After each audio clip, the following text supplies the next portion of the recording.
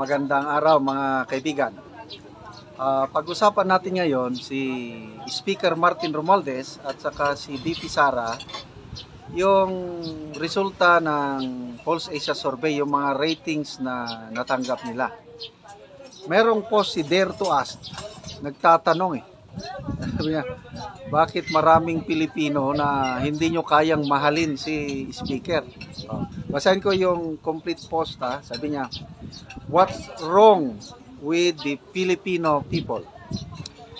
Giving Martin Romualdez 14% trust and approval rating.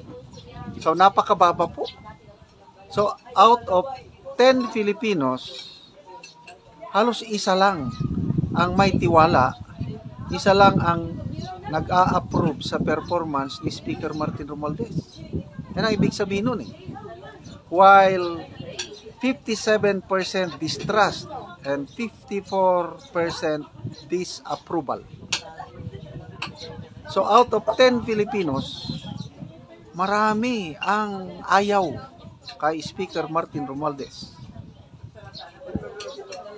Sabi, this despite na may 132.4 billion total ayuda in 2025 and 300 billion plus DPWH pet projects insertion.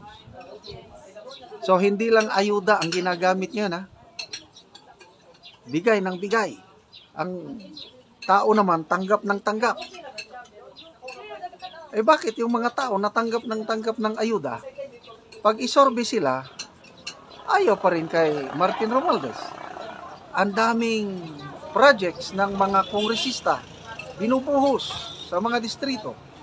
Yun na yung mga, to be exact, 288 billion yung insertion doon sa 2025 national budget, na ang balita is halos ilan yun? 80% na ang na-disburse. So ang tanong, bakit hindi ninyo kayang mahalin si Speaker? Ano pa ba ang kulang na gagawin niya? So ano ang sasagot nyo mga kaibigan na nanonood sa akin? I believe marami na sa inyo nakatanggap ng ayuda. May mga kamag-anak ako ngayon na nagbisita sa akin. Tinanong ko sila, nakatanggap na ba kayo ng ayuda? Sabi, magkano? 2,000 pesos. Sabi ko, ay, delikado yan. Ang alam kong ayuda, aabot yan ng 5,000. So sabi ko, mas marami ang naiwan sa nagbigay na mga kongresista. So, yung mga kamag-anak ko na tumanggap ng ayuda, tinanong ko sila, ano kayo? Maka Marcos, maka Duterte? Nako, lahat sila.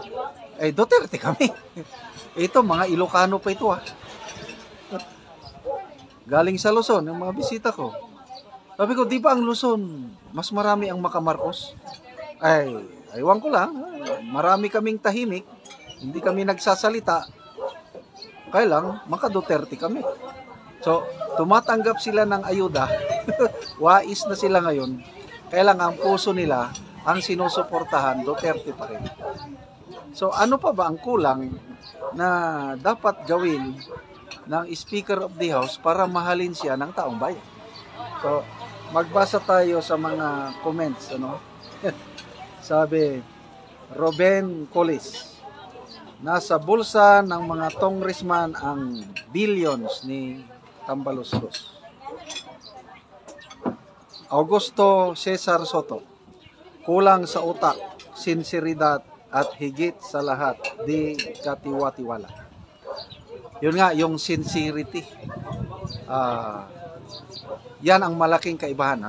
Kung i-compare ko itong Duterte nga kampo at saka Marcos Romualdez na kampo, sincerity. Pag nagsalita ang mga Duterte, simple lang sila. Walang masyadong dada. Kaya lang, kikita mo sa gawa. Ang hospitalization expenses sa Davao. Nako, nakakainggit. Parang gusto ko nang tumira sa Davao eh. Bakit? Pag ma-hospital ka sa Davao City, kahit hindi ka taga Davao, libre ang hospitalization. Marami na akong nabasang post, mga comments na nagsasabi, kahit inabot ng millions ang kanilang hospital bill, ni sintimo, hindi sila nagbayad sa ospital. May pabaon pa silang gamot. Yan ang tatak Duterte. Tanong, kaya ba yan ng Marcos Romualdez administration? Anong ginawa nila sa PhilHealth? Siniro subsidy nila. Paano ngayon ang mga members ng PhilHealth? Yung Supreme Court Justice ano nang pangalan nun? Joseph, kalimutan ko yung apelyido. Itong last na oral argument.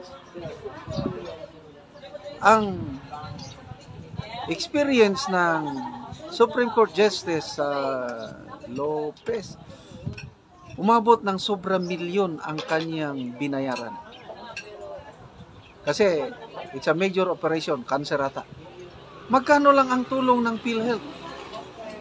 50,000 lang. Nasa 2% lang. Anong klaseng health services yan? Tapos ipagmamalaki pa ng Marcos Romualdez camp na grabe daw, pinaigting na daw ang serbisyo ng PhilHealth. Wala nang maniniwala sa kanila. Kaya ulitin ko, tatak Duterte, sinseridad. Simple na. Tignan nyo kung magdamit si VP Sara. Naka-t-shirt lang, simple. Parang hindi siya vice presidente ko. Ganon din si Tatay Digong, nakamaong lang nung presidente siya. Ayaw nga niyang magbarong eh. Ganon ba? Sincerity ang kulang. So, yung puso. Ang kabilang kampo, ang galing magsalita. Kaya sa galing nilang magsalita, maraming nabudol. Isa na ako. Nabudol kasi ang galing magpaliwanag nung una. Yung pala hanggang salita lang, kulang sa gawa. So, ulitin natin ang tanong. May problema ata sa sambayan ng Pilipino. Despite sa billions of pesos ayuda, DPW at pet projects, bakit 14% lang ang nagtitiwala, 14% lang ang nag-approve sa performance ni Speaker Martin Romualdez? Bakit hindi nyo kayang mahalin si Speaker Martin Romualdez? Kayo na po ang makakasagot niya. Salamat mga kaibigan sa inyong panonood sa ating channel. Nakakatulong kayo ng malaki sa Tribong Talandig dahil ang ating sweldo sa channel na ito is tinutulong sa Tribong Talandig at namimigay tayo ngayon ng mga yero at pako para ma-repair ang sira-sirang bahay ng Talandig Tribe. Panoorin nyo ang video na ito. Mong nataga-ano gyero. Yeah.